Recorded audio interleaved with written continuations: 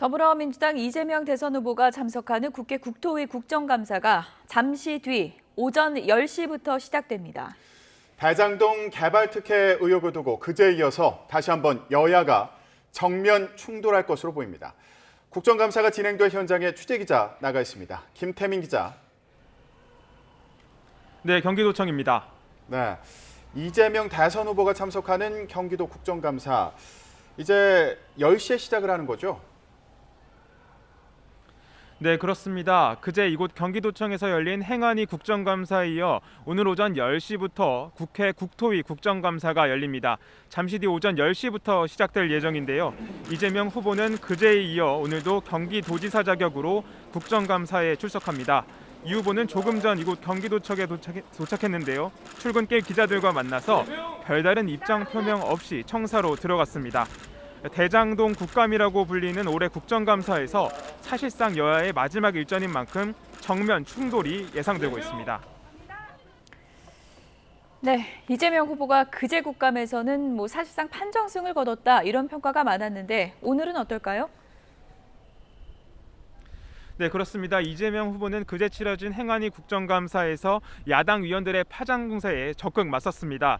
자신은 대장동 개발 사업에서 발생한 공공이익 환수를 적극 추진했고 이를 막은 건 당시 집권 세력이었던 국민의힘이었다는 점을 역설했습니다. 그러면서 작물을 가진 사람이 도둑이라며 이번 대장동 의혹은 국민의힘이란 게이트라는 주장을 강조했는데요. 이 후보는 오늘 역시 이런 입장을 이어가면서 야당 위원들의 질문에 반박과 반격을 펼칠 전망입니다. 반면 야당은 이 후보가 대장동 의혹의 몸통이라는 점을 주장하면서 파상 공세를 폈지만 결정타는 없었다는 평가가 나옵니다. 특히 김용판 의원이 이른바 조폭 연루설을 제기하면서 꺼내든 사진이 쥐니 논란에 휩싸이면서 윤리위에 제소당하는 등 오히려 역공을 당하기도 했습니다. 그런 만큼 국민의힘 입장에서는 오늘 마지막 기회를 벼르고 있지 않을까 싶은데 어떤 상황입니까?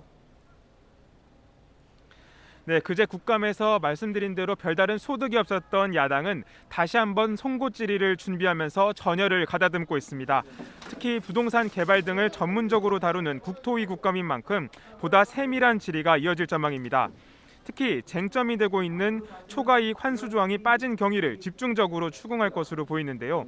대장동 사업에 이 조항이 빠지면서 화천대유 등 특정인에게 막대한 이익이 돌아갔고 이에 따라 성남 시민에게 돌아갈 공공이익이 줄었다는 주장을 이어갈 전망입니다. 반면 민주당은 이런 야당의 주장을 적극적으로 반박하면서 전면 공공개발을 막은 건 국민의힘 전신인 당시 집권 여당이라고 강조할 예정입니다. 대장동 국감으로 치러진 올해 국정감사의 사실상 마지막 일전인 만큼 치열한 공방이 오갈 것으로 보입니다. 지금까지 경기도청에서 YTN 김태민입니다.